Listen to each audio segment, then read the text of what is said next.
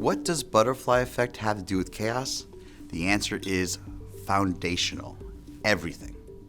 On a winter day some 60 years ago, an MIT professor walked out of his office to grab a cup of coffee. And when he returned, he saw something that would change how we see information, the theory thereof, and data modeling. That professor's name was Edward Lorenz, and what he discovered was what became known as chaos theory, a principle that took the concept of a disordered universe, even after Sir Isaac Newton's law of predictability, and provided methods for understanding and assessing future states of complex systems over time. How did this happen? Well, Lorenz was running a weather simulation on his LibreScope General Purpose Model 30 computer, or LGP30 for short. He decided to rerun a calculation from the middle of the run to save some time. So Lorenz entered the data from a previous printout and typed 0.506 for one of his variables. What he didn't know at the time, and what he discovered, was that the printer only output 3 decimal places, and the LGP30 used 6. What's the difference between 0.506 and 0.506127? As it turned out, a lot, because his new calculations were completely different every time he ran the program. And it wasn't the computer, it was the data. And what all of us learned that day was that a difference, no matter how small, has a big consequence. And this is where chaos theory begins. However, it is often thought that this theory is more about randomness of our world, but in actuality, it's the acknowledgement that there are patterns in complex systems.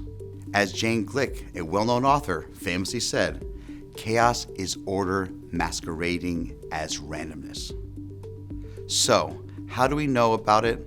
Around the same time, emerging experts across disciplines like physics, mathematics, biology, astrophysics started to discover similar disorders in their work depending on the data input. Lorenz's paper began to circulate in these groups, lending insights and validations to their research. Fast forward to December 29, 1972, in the Wilmington Room of the Sheraton Park Hotel in Washington, D.C. It's the 139th meeting of the American Association for the Advancement of Science, and Professor Edward Lorenz is going to give a lecture with another catchy little title, Does the Flap of a Butterfly's Wing in Brazil Set Off a Tornado in Texas? And bang, we have the butterfly effect. To be honest, he was just being provocative, but the concept stuck. Little things, or provision versus approximation, can have big effects, especially when it comes to data and at scale, like the weather, economic forecasting, or biology.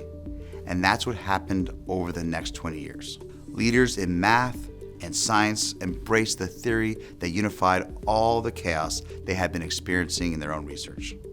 Lorenz was able to illustrate a simple 3-point formula model of gas moving from hot to cold, just like the weather we experience every single day, just like the cup of coffee we drink every morning.